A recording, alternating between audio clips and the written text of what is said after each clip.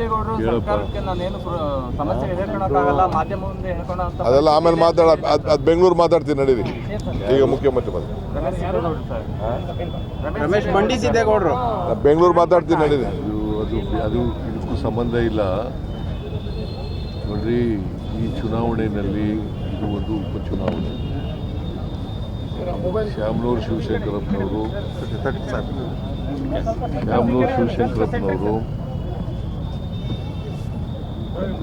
ಇದನ್ನ 5 ಬಾರಿ ಅವ್ರು ಆರು ಬಾರಿ MLA, 1 ಬಾರಿ ಬಾರಿ ದಾವಣಗೆರೆ ಸೋತು, ನಾನು 2 ಬಾರಿ 6 ಬಾರಿ MLA ಆಗಿದ್ದಾರೆ. ಆಗಿದ್ರು ಮತ್ತೆ SS ಮಲ್ಲಿಕಾರ್ಜುನ 2 ಬಾರಿ MLA. ದಾವಣಗೆರೆ ದಕ್ಷಿಣ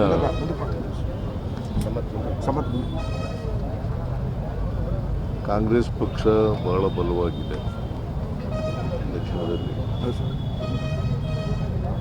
ನಾವು ಸಮರ್ಥವರನ್ನು ಅಭ್ಯರ್ಥಿಯನ್ನಾಗಿ ಮಾಡಿದ್ದೀವಿ. ನಾನು ಕೂಡ ಇವತ್ತು ನಾಮಿನೇಷನ್ ಹಾಕುವಾಗ ಭಾಗಿಯಾಗಿದ್ದೆ.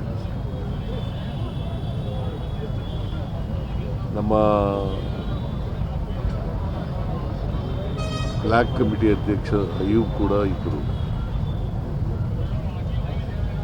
ಇಲ್ಲೇ ಇದ್ದಾರೆ ಅಯ್ಯೂಬ್ ಕೂಡ ಇದ್ದರು. SS ಮಲ್ಲಿಕಾರ್ಜುನ ಕೂಡ ಇದ್ದರು. DKC ಜಿಲ್ಲಾ ಗುರುಬರ ಸಮಾಜ ಅಧ್ಯಕ್ಷರು ಗೋಣೆಪರ್. ನಮ್ಮದು ಎಲ್ಲರನ್ನೂ ಒಳಗೊಳ್ಳಿರ್ತಕ್ಕಂಥ ಪಕ್ಷ.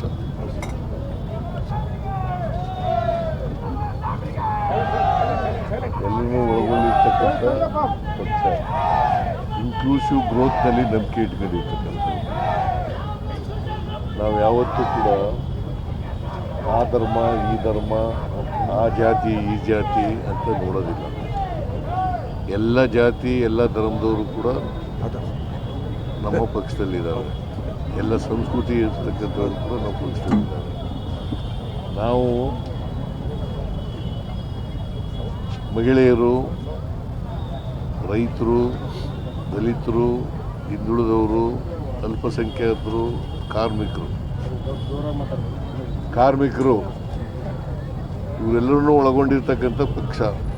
ಸಮಾಜದಲ್ಲಿ ಯಾವುದಾದ್ರೂ ಒಂದು ಪಕ್ಷ ಇನ್ಕ್ಲೂಸಿವ್ ಗ್ರೋತ್ನಲ್ಲಿ ನಂಬಿಕೆ ಇಟ್ಕೊಂಡಿರೋರು, ಎಲ್ಲರನ್ನೂ ಒಳಗೊಳ್ಳಿರ್ತಕ್ಕಂಥ ನಂಬಿಕೆ ಇಟ್ಕೊಂಡಿರ್ತಕ್ಕಂಥದ್ದು ಕಾಂಗ್ರೆಸ್ ಪಕ್ಷ ದೇಶದಲ್ಲಿ ಇರ್ತಕ್ಕಂಥದ್ದನ್ನು ಭಾಳ ಸ್ಪಷ್ಟಪಡಿಸ್ತೀವಿ.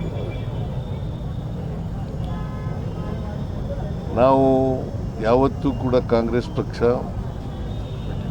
ಆ ಜಾತಿ ಈ ಜಾತಿ ಈ ಧರ್ಮ ಅಂತ ನೋಡೋದಿಲ್ಲ. ಎಲ್ಲರೂ ಒಟ್ಟಿಗೆ ಬೆಳೆಸ್ತಕ್ಕಂಥ ಇಡೀ ರಾಜ್ಯನ ಅಭಿವೃದ್ಧಿಪಡಿಸ್ತಕ್ಕಂಥ ಕೆಲಸವನ್ನು ಮಾಡಿದ್ದೀವಿ. ಮತ್ತು ಕಾಂಗ್ರೆಸ್ ಪಕ್ಷ ಇದೆಯಲ್ಲ, ನುಡಿದಂತೆ ನಡೀತಕ್ಕಂಥ ಪಕ್ಷ.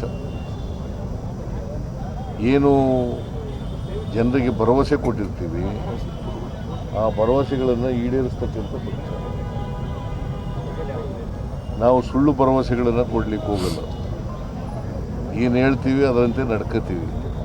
ಈಗ ಕಳೆದ ಸಾರಿ ನಾವು ಏನೇನು ಭರವಸೆಗಳನ್ನು ಕೊಟ್ಟಿದ್ದು, ಆ ಭರವಸೆಗಳನ್ನೆಲ್ಲ ಸುಮಾರು ಅರ್ಧಕ್ಕಿಂತಲೂ ಹೆಚ್ಚು ಈಡೇರಿಸಿದ್ದೀವಿ. ಈಗಾಗಲೇ ನಾವು 3 ವರ್ಷ ಅಧಿಕಾರದಲ್ಲಿದ್ದೀವಿ.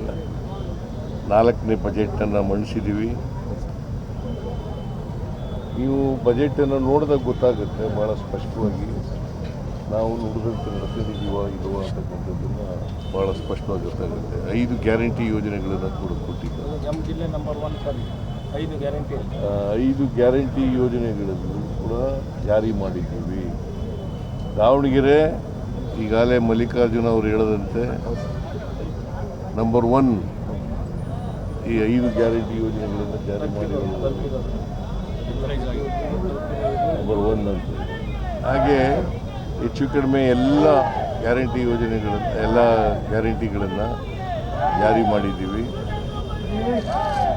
ಶ್ಯಾಮನೂರು ಶಿವಶಂಕರಪ್ಪನವರು ಅವರು ಮಂತ್ರಿಯಾಗಿ, ಲೋಕಸಭಾ ಸದಸ್ಯರಾಗಿ ಮತ್ತು ಶಾಸಕರಾಗಿ ಅನೇಕ ಅಭಿವೃದ್ಧಿ ಕೆಲಸಗಳನ್ನು ಈ ಕ್ಷೇತ್ರದಲ್ಲಿ ಮಾಡಿದ್ದಾರೆ.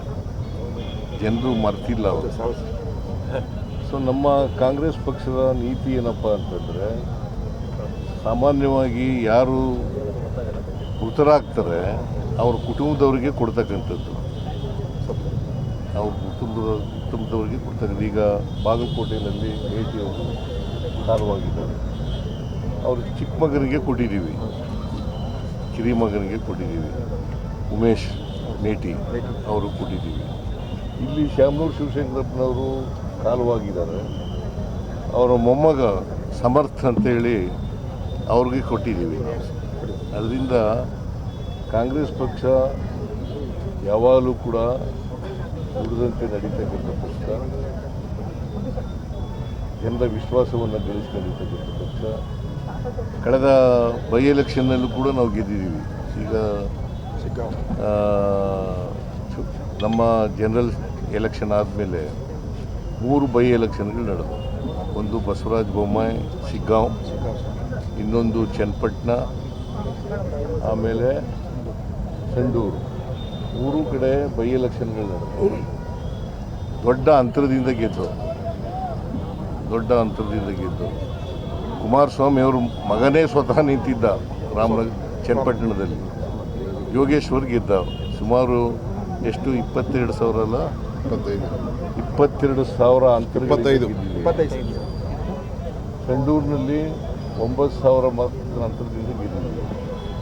ಮತ್ತು ಶಿಗ್ಗಾಂವ್ನಲ್ಲಿ 12,000 ಮತಗಳು. ಶಿಗ್ಗಾಂವ್ನಲ್ಲಿ ನಿಂತಿದ್ದವ್ರು ಯಾರು? ಬಸವರಾಜ ಬೊಮ್ಮಾಯಿ ಅವರ ಮಗನ BJPಯಿಂದ ಗೆದ್ದಿದ್ದು. ಮತ್ತು ನಾವು ಮುಸ್ಲಿಂ ಹಾಕಿದ್ದು ಪಠಾಣ ಅಂತೇಳಿ, ಅವರು ಗೆದ್ದಿದ್ದಾರೆ. 12,000 ಅಂತರದಿಂದ ಗೆದ್ದಿದ್ದೀವಿ. ಅಂದರೆ ಜನ ನಮ್ಮ ಮೇಲೆ ವಿಶ್ವಾಸ ಇಟ್ಟಿದ್ದಾರೆ, ನಮ್ಮ ಮೇಲೆ ನಂಬಿಕೆ ಇಟ್ಟಿದ್ದಾರೆ, ನಾವು ಕಾರ್ಯಕ್ರಮಗಳ ಮೇಲೆ ನಂಬಿಕೆ ಇಟ್ಟಿದ್ದಾರೆ. ಅದರಿಂದ ನಾವು ಈ ಚುನಾವಣೆಯೂ ಕೂಡ 100ಕ್ಕೆ 100 ಗೆಲ್ತೀವಿ ಅಂತಕ್ಕಂಥ ವಿಶ್ವಾಸ ಇದೆ,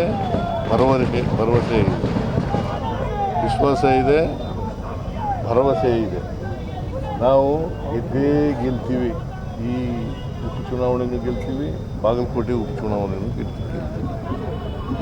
ನಾವು ಈಗ ಇದಾದ ಮೇಲೆ ಇಲ್ಲಿ ನಾಮಿನೇಷನ್ ಹಾಕಿದ ಮೇಲೆ ಬಾಗಲಕೋಟೆಗೆ ಹೋಗ್ತಾ ಇದ್ದೀವಿ. ನಾನು DK ಶಿವಕುಮಾರ್ ಅವರು ಮತ್ತು ನಮ್ಮ ಗೋಪಿನಾಥ್ ಅವರು, ಜನರಲ್ ಸೆಕ್ರೆಟರಿ AICC, ಆಮೇಲೆ ಸೆಕ್ರೆಟರಿ ಅವರು ಕೂಡ ಹೋಗ್ತಾ ಇದ್ದೀವಿ. ಅಲ್ಲೂ ಕೂಡ ನಾಮಿನೇಷನ್ ಹಾಕ್ತೀವಿ. ಮತ್ತು ಇಲ್ಲಿ ಬರ್ತೀನಿ ನಾನು ಕ್ಯಾಂಪೇನ್ ಮಾಡಲಿಕ್ಕೆ, ಚುನಾವಣಾ ಪ್ರಚಾರ ಮಾಡಲಿಕ್ಕೆ. ಮೋಸ್ಟ್ ಲೈಕ್ಲಿ 1ನೇ ತಾರೀಕು 2ನೇ ತಾರೀಕು ಬರ್ತೀನಿ. ನಾನು ಬಂದು ಎಲ್ಲ ಜನರನ್ನು ಭೇಟಿ ಮಾಡಿ ಅವರ ಮತವನ್ನು ಯಾಚಿಸ್ತಕ್ಕಂಥ ಕೆಲಸವನ್ನು ಮಾಡ್ತೀನಿ. Sir, BJP is stating this as a directional poll for 2028 state assembly polls ಅಂತ ಹೇಳ್ತಿದ್ದಾರೆ. What about the by elections held already? Were it not direction? ಅವು ದಿಕ್ಸೂಚಿ ಅಲ್ವಾ? ಆಯ್ತಪ್ಪ, ಇವು ದಿಕ್ಸೂಚಿ ಆದರೆ ಅವು ಏನು? 3 ಎಲೆಕ್ಷನಲ್ಲಿ ಕುಮಾರಸ್ವಾಮಿ ಮಗ ಚನ್ನಪಟ್ಟಣದಲ್ಲಿ ಬಸವರಾಜ ಬೊಮ್ಮಾಯಿ ಮುಖ್ಯಮಂತ್ರಿ ಆಗಿದ್ದವರು, ಅವ್ರ ಮಗ ಸೆಂಟ್ರಲ್ ಗೌರ್ಮೆಂಟ್ ಮಿನಿಸ್ಟ್ರು, ಯಾರು ಸೋತವ್ರು ಯಾರು? ಅದು ಇಂಡಿಕೇಶನ್ ಅಲ್ವಾ? ಈ ಚುನಾವಣೆಯಲ್ಲೂ ಕೂಡ ನಾವು ಗೆಲ್ತೀವಿ. ಅವ್ರ ಪ್ರಕಾರನೇ it is an indication. In 2028 assembly elections we are going to win 2028 assembly elections also. Sir, third generation family ticket ಕೊಟ್ಟಿದ್ದೀರಾ, ನೀವು ಫ್ಯಾಮಿಲಿ ಪಾಲಿಟಿಕ್ಸ್ ಅಪೋಸ್ ಮಾಡ್ಕೊಂತಾನೆ ಬಂದವರು. So what is your reaction? Are you not encouraging family politics? No, we are not encouraging family politics. ಯಾರು ಗೆಲ್ತಾರೆ, ಯಾರು ಸರ್ವಸಮ್ಮತವಾದಂಥ ಅಭ್ಯರ್ಥಿ, ಯಾರು ಕಾರ್ಯಕರ್ತರೆಲ್ಲ ಹೇಳ್ತಾರೆ, ಅವ್ರನ್ನ ಅಭ್ಯರ್ಥಿಯನ್ನಾಗಿ ಮಾಡ್ತೀವಿ. Thank you. ಸರ್, ಜಮೀರ್ ಅಲ್ಪಸಂಖ್ಯಾತ ಬಿಡ್ರಪ್ಪ, ತಲೆ ಕೆಡ್ಸ್ಕೊಬೇಡ. ಬಂಡಾಯ ಅಭ್ಯರ್ಥಿ ಇವತ್ತು ನಾಮಿನೇಷನ್ ಎಲ್ಲ ಇರ್ತಾರೆ. ಅವ್ರಿಗೂ ಸಮಾಧಾನ ಮಾಡ್ತೀವಿ ನಾವು. ಬಂಡಾಯ ಅಭ್ಯರ್ಥಿ ಪೈಲ್ವಾನ್ ಸಾದಿಕ್ ಅಂತಲ್ಲ, ಅವರು ಆಗ್ತಾರೆ, ಅವರು ನಮ್ಮ ಕಾರ್ಯಕರ್ತರೆ, ಅವ್ರನ್ನೂ ಕೂಡ ವಿಶ್ವಾಸ ತಗೊಳ್ತಕ್ಕ ಕೆಲಸ ಮಾಡ್ತಾರೆ.